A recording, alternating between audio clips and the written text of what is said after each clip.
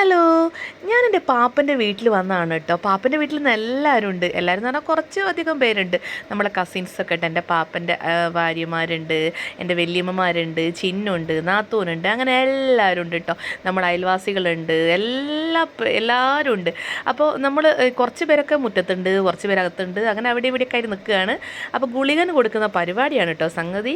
അങ്ങനെ ഗുളികന് കൊടുക്കുന്ന കാര്യങ്ങളൊന്നും ഞാൻ ഇതിൽ വീഡിയോ എടുത്തിട്ടില്ല. അപ്പോൾ അതിന് വേണ്ടി കോഴീനൊക്കെ കൊന്ന് റെഡിയാക്കുന്നുണ്ട്. അങ്ങനെയൊക്കെ പരിപാടികൾ നടന്നുകൊണ്ടിരിക്കുകയാണ്. സമയം ഒന്ന് കുറച്ച് വൈകിട്ടുണ്ട്.